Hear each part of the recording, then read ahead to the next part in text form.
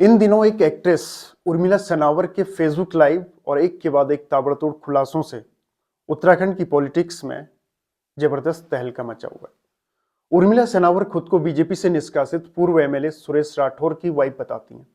आपको याद होगा, अंकिता मर्डर केस में एक वीआईपी को एक्स्ट्रा सर्विस देने के नाम पर अंकिता को परोसे जाने की तैयारी चल रही थी, जिसका विरोध करने पर अंकिता को नहर में धक्का देकर मार दिया गया था।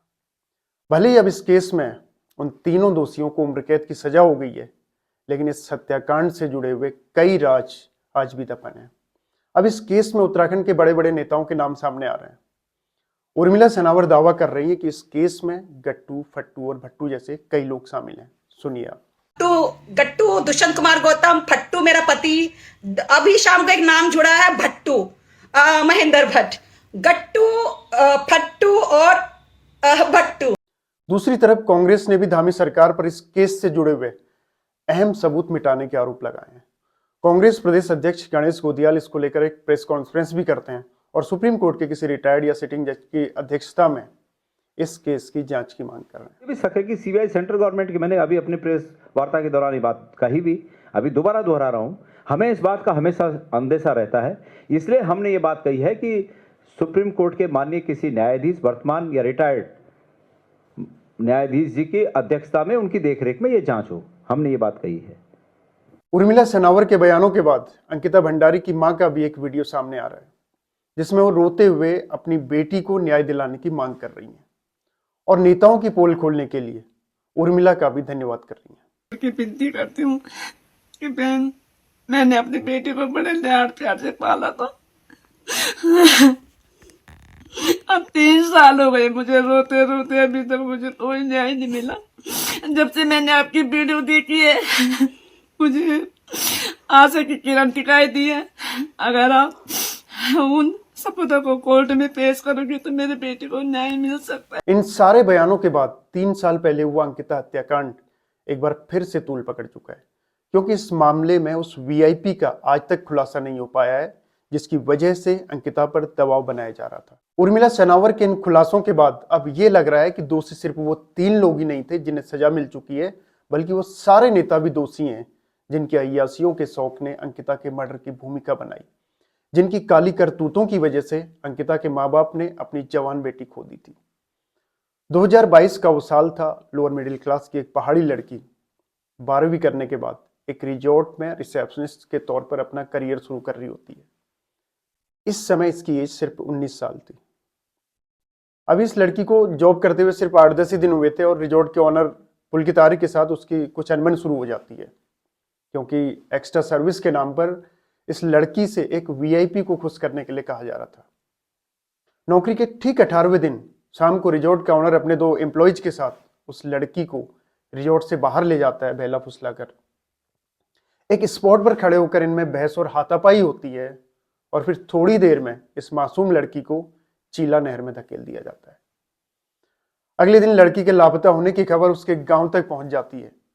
लड़की के फादर परेशान होकर गांव से शहर आते हैं, फिर अपनी बेटी के लापता होने की रिपोर्ट लिखाने जाते हैं। लेकिन सिस्टम की हालत देखिए, इस पीड़ित बाप को जिसकी बेटी लापता हो गई है, उसे ज्यूरिसडिक्शन का हवाला देकर देर रात तक इधर से उधर भटकाया जाता है। एक पुलिस चौकी से दूसरी पुलिस चौकी और दूसरी चौकी से कोतवाली में, और फिर बाद में यह बोल दिया जाता है कि यह मामला पटवारी सर्कल का है, पटवारी के पास जाओ। गरीब बाप जिसकी 19 साल की जवान बेटी एक रिजॉर्ट से गायब है, उन्हें रिपोर्ट लिखाने के लिए एड़ी चोटी का जोर लगाना पड़ता है। दरअसल मामला जब गरीब बनाम अमीर होता है, तब इसी तरह पुलिस और प्रशासन में बैठे हुए कुछ करप्ट लोग गरीब, लाचार और कमजोरों को ही दबाने का काम करते हैं। ये लोग सही और गलत देखने के बजाय सिर्फ और सिर्फ सत्ताधारियों की ही चाटुकारिता करते रहते हैं। किसी पावरफुल आदमी को बचाने के लिए गरीब और कमजोर आदमी को इसी तरह सत्ता की आड़ में रौंदने की कोशिश की जाती है। ऐसा ही कुछ हुआ था हमारे उत्तराखंड की बेटी अंकिता भंडारी के मामले में, जिसका दोष सिर्फ इतना ही था कि वो गरीब थी, लाचार थी और उसका कोई भी पॉलिटिकल कनेक्शन नहीं था। एक लंबी लड़ाई के बाद तकरीबन 2 साल 8 महीने बाद अंकिता के माँ बाप को न्याय मिल तो जाता है, लेकिन आधा अधूरा ही, क्योंकि आज भी कई सवाल ऐसे हैं जो हमारे मौजूदा सिस्टम की लापरवाहियों से जुड़े हुए हैं। सवाल नंबर 1, वो वीआईपी कौन था जिसके लिए अंकिता को परोसा जा रहा था, वायरल गट्टू या कोई और। सवाल नंबर 2, पीड़ित बाप की रिपोर्ट टाइम से क्यों नहीं लिखी गई और इस मामले से जुड़े हुए गैर जिम्मेदार ऑफिसर्स का क्या हुआ। सवाल नंबर 3, रिजॉर्ट पर बुलडोजर चलवाकर साक्ष्य मिटाने वाली उस एमएलए पर क्या एक्शन हुआ। सवाल नंबर 4, उस गैर जिम्मेदार पटवारी का क्या हुआ जिसने इस सीरियस मैटर में अंकिता के फादर को अपने ऑफिस के बाहर 2.5 घंटे तक इंतजार करवाया। क्या इस तरह के मामलों में एक्शन के नाम पर सिर्फ सस्पेंशन ही काफी होता है। सवाल नंबर 5, अंकिता की मां को बेवजह आईसीयू में शिफ्ट करके उन्हें अपनी बेटी की लाश क्यों नहीं देखने दी गई और उनके पिता पर दबाव बनवाकर क्यों जल्दबाजी में अंकिता का अंतिम संस्कार करवाया गया। सवाल नंबर 6, अंकिता मर्डर मामले में आवाज बुलंद करने वाले पत्रकार आशुतोष नेगी को झूठे मुकदमों में फंसाकर अरेस्ट क्यों किया गया था। एक नहीं, दो नहीं, इस तरह के सैकड़ों सवाल हैं जो आज भी हमारे इस करप्ट सिस्टम की पोल खोलते रहते हैं। वीआईपी गट्टू कौन था, यही था या कोई और था, या फिर ज्यादा लोग थे, गट्टू भट्टू फट्टू जो भी है, ये तो सोचने का विषय है ही। लेकिन इतनी जानकारियों के बावजूद एक महिला पिछले 3 सालों तक क्यों चुप रही, आखिर ये सारी बातें पहले क्यों नहीं उजागर की गई, ये भी एक बड़ा सवाल है। बहरहाल आगे बढ़ते हैं और इस वीडियो के जरिए अंकिता भंडारी केस को डिटेल में समझते हैं। उत्तराखंड के पौड़ी गढ़वाल का एक गांव है डोबश्रीकोट। यहीं पर 2003 में अंकिता का जन्म होता है। अंकिता के पापा एक प्राइवेट सिक्योरिटी गार्ड की नौकरी करते थे और माँ एक नॉर्मल आंगनबाड़ी वर्कर थी। अंकिता पढ़ाई में अच्छी थी और 2020 में अपनी 12वीं की पढ़ाई कॉमर्स से 88% के साथ कंप्लीट करती है। अब अपनी स्कूलिंग के बाद अंकिता होटल मैनेजमेंट का कोर्स करने की सोचती है, तो 1 साल के सर्टिफिकेट कोर्स के लिए वो Shri Ram institute of hotel management Dehradun में एडमिशन ले लेती है। लेकिन ये वो टाइम था, इस टाइम पे उसकी 3 महीने की पढ़ाई के बाद ही कोविड की वजह से लॉकडाउन लग जाता है।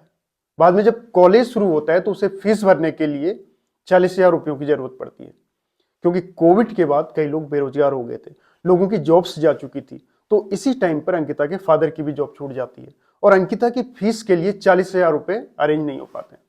फिर अंकिता अपनी एचएम की पढ़ाई बीच में ही छोड़कर अपने लिए एक जॉब ढूंढने लगती है।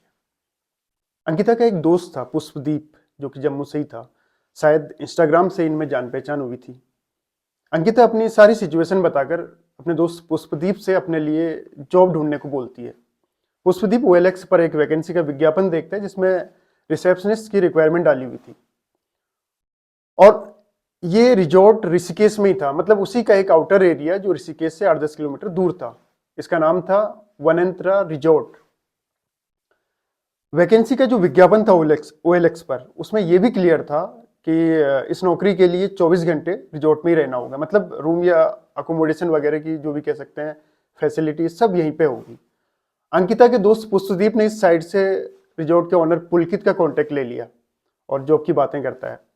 रिसोर्ट का ओनर पुलकित अंकिता का एक टेलीफोनिक इंटरव्यू लेता है और फिर जॉब कंफर्म हो जाती है।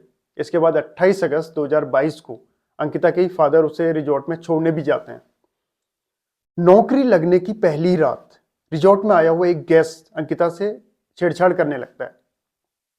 रिजॉर्ट के ओनर पुलकित को पता चलता है तो वो उस गेस्ट को डांटने लगता है और अपने रूम के ठीक बगल वाले रूम में अंकिता को शिफ्ट करवा देते हैं। अंकिता 1-2 दिन यहां रुकने के बाद अपने पुराने वाले रूम में ही शिफ्ट हो जाती है। बाद में 9 सितंबर को पुलकित दोबारा से अंकिता का रूम अपने बगल वाले रूम में शिफ्ट करवा लेता है और इसका रीजन ये बताता है कि आज हमारे रिजॉर्ट में जो है ज्यादा गेस्ट है और हमारे पास लिमिटेड रूम्स हैं। 10 सितंबर को पुलकित, उसका मैनेजर सौरभ भास्कर और एक असिस्टेंट मैनेजर अंकित गुप्ता, ये तीनों अंकिता के ही रूम में शराब पीने लगते हैं और इस दौरान रिजॉर्ट का ऑनर पुलकित आर्य अंकिता के साथ छेड़छाड़ भी कर देता है। इस इंसिडेंट के बाद अंकिता काफी अपसेट हो जाती है और वे जॉब छोड़ने का मन बना लेती है। अंकिता के पास इसी रिजॉर्ट में काम कर चुके एक इलेक्ट्रीशियन आयुष का कांटेक्ट था, तो उसे कॉल करती है और बोलती है कि मैं यहाँ से जॉब छोड़ने वाली हूँ और तुम मेरे लिए कहीं जॉब वगैरह ढूंढो। ठीक अगले दिन मतलब 11 सितंबर को अंकिता अपने दोस्त पुष्पदीप को बताती है कि कल रात पुलकित लोगों ने शराब पीकर उसके साथ छेड़छाड़ की, अब वो यहाँ पे जॉब नहीं करेगी। उसका दोस्त पुष्पदीप भी कहता है कि हाँ, ये जगह तुम्हारे लिए सेफ नहीं है और अब रिसोर्ट के ऑनर को, पुलकित को भी लगने लगा था कि हमारी घटिया हरकतों की वजह से, कल रात जो हमने किया, इसकी वजह से शायद अंकिता जॉब छोड़ सकती है। तो एक ड्रामा करता है पुलकित, सौरभ और अंकित, ये तीनों अंकिता से माफी मांग लेते हैं। अंकिता इनका ड्रामा समझ नहीं पाई और उसे लगा कि शायद अब ये लोग दोबारा ऐसी हरकतें नहीं करेंगे, और वो उनकी बातों में आकर दोबारा यहीं पे जॉब करने लगती है। 14 सितंबर को पुष्पदीप भी जम्मू से अपने एक दोस्त अक्षत के साथ वनेंद्रा रिजॉर्ट पहुंच जाता है ताकि उस रिजॉर्ट को भी देख ले जहाँ पे अंकिता काम कर रही थी, और अंकिता से बाकी सारी बातचीत भी कर सके कि वो यहाँ पे कंफर्टेबल है या नहीं। इसके बाद अंकिता भी उससे सारी चीजें क्लियर कर देती है कि अब जो है पुलकित और उसके दोस्त मुझसे माफी मांग चुके हैं। इसके बाद पुष्पदीप 16 सितंबर को जम्मू के लिए निकल लेता है। अगले ही दिन 17 की शाम को अंकिता दोबारा से अपने दोस्त पुष्पदीप को कॉल करके बोलती है कि वो यहाँ पे काफी इनसिक्योर फील कर रही है। वो इसका रीजन पूछता है तो अंकिता पूरी बात बताती है कि जो है असिस्टेंट मैनेजर अंकित गुप्ता आके मुझे ये बोल रहा है कि एक वीआईपी गेस्ट को एक्स्ट्रा सर्विस चाहिए और इसके बदले में 10,000 रुपये मिलेंगे। फिर अंकिता बताती है कि गुस्से में मैंने बोला कि मैं गरीब हूं तो इसका मतलब ये नहीं कि 10,000 रुपये में बिक जाऊंगी। तो इसके बाद वो असिस्टेंट मैनेजर अंकित गुप्ता बोलता है कि अरे गंवारों वाली हरकतें मत करो, गेस्ट देख रहे हैं, मैं ये नहीं कह रहा हूँ कि तुम ही करो, बल्कि तुम्हारी नज़र में कोई हो तो अरेंज कर दो क्योंकि 10,000 रुपये मिल रहे हैं। इसके बाद अंकिता पुष्पदीप से ये भी कहती है कि अंकित गुप्ता सिर्फ बात संभाल रहा था, एक्चुअली वो ये सारी बातें उसी के लिए कह रहा था, मतलब उसी को टारगेट कर रहा था। अगले दिन 18 सितंबर की सुबह अंकिता पुष्पदीप को मैसेज करती है कि मेरा रूम दोबारा से शिफ्ट हो गया है। फिर इसी शाम मतलब 18 सितंबर को 4 से 5 बजे के बीच रिसोर्ट का ऑनर पुलकित और अंकिता भंडारी के बीच बहस होने लगती है। एक्चुअली वीआईपी को एक्स्ट्रा सर्विस देने वाली बात से ये सब हो रहा था। अब फाइनली अंकिता डिसीजन ले ही लेती है कि वो ये रिजॉर्ट छोड़ देगी और अपना बैग पैक करने लगती है। शाम को 5:30 बजे लगभग अंकिता होटल के एक स्टाफ को कॉल करती है। अंकिता फोन पर रोते हुए कहती है कि मेरा बैग सड़क तक ले जा दो। अंकिता की रोने की आवाज सुनकर इलेक्ट्रिशियन करण एक दूसरे स्टाफ चंद्रकिरण से कहता है कि अंकिता मैम बहुत परेशान है, उन्हें हेल्प चाहिए, क्योंकि इस टाइम करण घूमने के लिए रिजॉर्ट से थोड़ा बाहर गया हुआ था। तो वो चंद्रकिरण को बोलता है। चंद्रकिरण वनेंद्रा जाता है तो गेट पे अंकित गुप्ता खड़ा होता है और वो उसे रोकता है, लेकिन चंद्रकिरण ये कहते हुए अंदर चला जाता है कि मैम से अटेंडेंस लगवानी है, मैं भूल गया था। चंद्रकिरण अंदर जाकर अंकिता के पास जाता है, लेकिन जो भी वजह रही हो अंकिता उससे कुछ कह नहीं पाती है और फिर चंद्रकिरण रिजॉर्ट से वापस आ जाता है। अंकिता शाम 6 बजे आयुष को कॉल करती है कि मुझे किसी भी तरह इस रिजॉर्ट से बाहर निकलना है। आयुष मतलब वनेंद्रा का वही पुराना इलेक्ट्रिशियन जो पहले यहाँ पे नौकरी कर रहा था, अब वो नौकरी छोड़ चुका था। आयुष अंकिता के दोस्त पुष्पदीप को बताता है कि अंकिता का कॉल आया था और वो इस तरह की बातें बोल रही थी।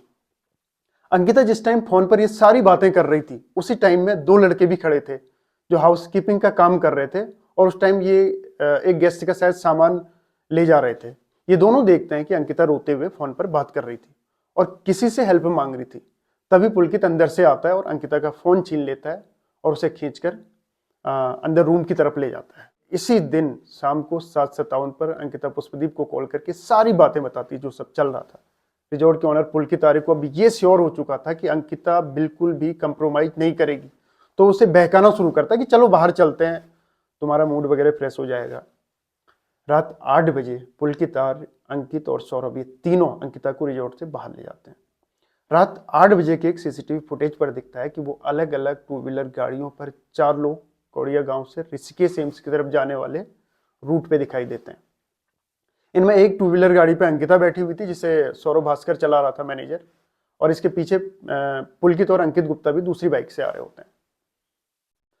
अब इस टाइम रात के 8:32 हो रहे थे। पुष्पदीप को अंकिता की कॉल आती है और वो बताती है कि हम लोग रिजॉर्ट से बाहर हैं, मैं इनके बीच में फंस गई हूँ, ये लोग कुछ भी कर सकते हैं। इस टाइम पुलकित, अंकित गुप्ता और सौरभ ये सब स्नैक्स वगैरह खा रहे थे। अंकिता इनसे थोड़ा दूर जाके पुष्पदीप से बात कर रही थी अपने दोस्त से। बाद में उन सभी तीनों को अपने पास आता हुआ देख के वो पुष्पदीप से नॉर्मल बातें करने लगती है और पुष्पदीप को बोलती है कि बाकी सारी बातें रिजॉर्ट जाके बताएगी। इसके बाद अंकिता कॉल डिस्कनेक्ट कर देती है और ये अंकिता की लास्ट कॉल थी। इसके बाद ये सब एम्स से चीला बैराची ओर जाते हैं। रास्ते में फॉरेस्ट वालों की एक चेक पोस्ट पड़ती है। इस टाइम रात के 9 बज रहे थे 18 सितंबर को। ड्यूटी पे तैनात फॉरेस्ट गार्ड आशीष पुरोहित इन लोगों की गाड़ी रुकवाता है, इनसे थोड़ी देर पूछताछ करता है और ये लोग बताते हैं कि कोड़िया गांव जा रहे हैं, तो फॉरेस्ट गार्ड जो है लोकल समझकर इन्हें जाने देता है। इस टाइम अंकिता एक स्कूटी पे बैठी थी जिसे पुलकित आर्य चला रहा था। 9:45 बजे लगभग पुलकित पुष्पदीप को कॉल करता है कि अंकिता के लिए कोई दूसरी जॉब ढूंढ लो, ये हमारे हिसाब से अब काम नहीं कर रही है।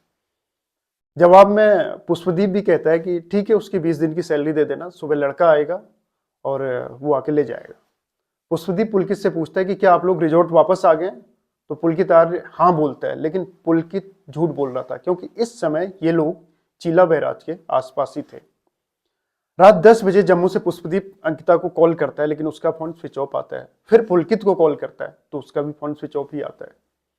बाद में होटल के एक दूसरे स्टाफ से फोन पर बात होती है, तो वो बोलता है कि मैनेजर अंकित जो है अंकिता मैम का खाना ले गया है, अंकित गुप्ता, जबकि बाकी टाइम दूसरे स्टाफ खाना ले जाया करते थे, क्योंकि सच ये था कि इस टाइम तक ये लोग अंकिता की हत्या कर चुके थे और उसके रूम में ही होने का ड्रामा कर रहे थे ताकि जो बाकी लोग हैं उनको शक ना हो। ये लोग इतना बड़ा कांड करने के बाद मजे से पार्टी कर रहे होते हैं, चिकन वगैरह खा रहे होते हैं। उधर जम्मू से अंकिता का दोस्त पुष्पदीप देर रात तक अंकिता का फोन ट्राई करता रहता है। फिर उसे लगता है कि शायद वो थक कर सो गई होगी। अगले दिन यानी 19 सितंबर की सुबह पुष्पदीप अंकिता को फिर से कॉल करता है, लेकिन अंकिता का फोन अभी भी स्विच ऑफ ही था। पुष्पदीप इसके बाद पुलकित को कॉल करता है, लेकिन 3 बार कॉल करने के बाद भी वो रिसीव नहीं करता है। चौथी बार ट्राई करने पर उसका फोन स्विच ऑफ आता है। अब पुष्पदीप को लग चुका था कि कुछ तो गड़बड़ है। पुष्पदीप फिर रिजॉर्ट के स्टाफ अंकित गुप्ता को कॉल करता है, लेकिन इस बार अंकित का कॉल पुलकित आर्य उठाता है और बोलता है कि वो जो है 5 बजे जिम गया था, वापस आके देखता है कि अंकिता अपने रूम में नहीं है। इसके बाद पुलकित आर्य एक और ड्रामा करता है, जब वो पुष्पदीप को बोलता है कि कहीं ऐसा तो नहीं है कि अंकिता भंडारी तुम्हारे साथ हो, जबकि हकीकत ये थी कि रात को ही पुलकित आर्य अपने दोस्तों के साथ मिलकर अंकिता को नहर में धक्का दे आया था। अब पुष्पदीप अंकिता के चचेरे भाई अभि सिंह भंडारी को कॉल करता है और रिजॉर्ट से उसके गायब होने की बात बता देता है। अब अंकिता के घर तक ये बात पहुंच जाती है कि वो रिजॉर्ट से लापता है। इसके बाद अंकिता के फादर शाम को ही अपने चचेरे भाई भगवान सिंह के साथ ऋषिकेश के लिए निकल पड़ते हैं। वो सबसे पहले पौड़ी थाने में जाते हैं, फिर उन्हें यहां से मुनि की रेती चौकी भेज दिया जाता है और यहां से इन्हें ऋषिकेश कोतवाली भेजा जाता है। मतलब ज्यूरिसडिक्शन का हवाला देकर रिपोर्ट लिखाने के लिए इन्हें खूब चक्कर कटवाए जाते हैं। अब तक आधी रात हो चुकी थी। अगले दिन 20 सितंबर को अंकिता के फादर वीरेंद्र सिंह रिपोर्ट लिखाने लक्ष्मण झूला चौकी पहुंच जाते हैं, लेकिन यहां इन्हें बोल दिया जाता है कि जो है ये पटवारी सर्कल का मामला है, आप किसी पटवारी के पास जाओ। बाद में कांडाखाल पटवारी चौकी पहुंचते हैं, लेकिन इंटरेस्टिंग बात यह थी कि यहाँ पर पहले से ही रिजॉर्ट का मालिक पुलकित आर्य पटवारी वैभव प्रताप को 19 सितंबर के दिन अपनी शिकायत दे चुका था, एक दिन पहले ही। इसमें पुलकित यह बताता है कि अंकिता उसके यहाँ काम कर रही थी, लेकिन कुछ टेंशन में लग रही थी। 18 सितंबर को कुछ ज्यादा ही परेशान थी और रोने लगी। मैंने उसके फादर का कॉन्टेक्ट मांगा तो उसने नहीं दिया। हमने देखा कि उसे घूमना पसंद है तो शाम को घूमने चले गए। वापस आने पर सभी अपने अपने रूम्स में चले गए, लेकिन अगली सुबह 8:30 बजे रिजॉर्ट स्टाफ सौरभ ने बताया कि वो रूम में नहीं है। इतना बड़ा कांड हो जाता है, लेकिन पटवारी इसे सीरियस लेने के बजाय लीव पर चला जाता है और वो भी किसी को ये मैटर सौंपे बिना ही। बाद में अंकिता के फादर पटवारी वैभव को कॉल करते हैं तो वो बोलता है कि पटवारी विवेक कुमार चार्ज पर है और मैं छुट्टी में हूं। अंकिता के फादर पटवारी के ऑफिस जाते हैं, लेकिन उन्हें अंदर नहीं आने दिया जाता है और 2.5 घंटे तक बाहर इंतजार करवाया जाता है, क्योंकि अंदर पहले से ही पुलकित आर्य, उसके फादर विनोद आर्य, मां स्वाति, होटल के 2 स्टाफ अंकित और सौरभ बैठे हुए थे। पटवारी इन्हीं लोगों से बातें कर रहा था। 2.5 घंटे तक बाहर इंतजार करने के बाद अंकिता के फादर वीरेंद्र सिंह जी जबरदस्ती अंदर जाते हैं और कंप्लेंट दर्ज करने को बोलते हैं, लेकिन यहां पर पटवारी बोलने लगता है कि जब ऑलरेडी ये कंप्लेंट दर्ज है इसी मामले में तो दूसरी की कोई जरूरत नहीं है। बाद में पटवारी उनके साथ वनेंद्रा रिजॉर्ट पहुंचता है। वीरेंद्र सिंह पुलकित आर्य से कहते हैं कि सीसीटीवी फुटेज दिखाओ, तो बोलता है कि सीसीटीवी खराब है। पटवारी और पुलकित का जो रवैया था उससे क्लियर हो जाता है कि इनके बीच मिली भगत है। अब अंकिता के फादर को अपनी बेटी की तलाश के लिए फेयर इन्वेस्टिगेशन की जरूरत होती है, लेकिन यहां ऐसा लग नहीं रहा था कि कुछ हो पाएगा। बाद में विधानसभा अध्यक्ष ऋतु खंडूड़ी जी को कॉल करवाते हैं और यहां से डिस्ट्रिक्ट मजिस्ट्रेट की नॉलेज में मामला आता है और पुलिस प्रशासन पर दबाव बनता है। इसके बाद ये मामला रेवेन्यू पुलिस से रेगुलर पुलिस को ट्रांसफर हो जाता है और 22 सितंबर को लक्ष्मण झूला थाने में रिपोर्ट दर्ज हो जाती है। अब ये मामला सोशल मीडिया में भी पहुंच जाता है, जिसके बाद आसपास के इलाकों में काफी हो हल्ला होने लगता है। इसके बाद जो है पुलिस भी हरकत में आती है और वनेंद्रा रिजॉर्ट पहुंच जाती है। रिजॉर्ट में छापा मारने के साथ ही पुलिस वहां के कर्मचारियों के स्टेटमेंट रिकॉर्ड करती है।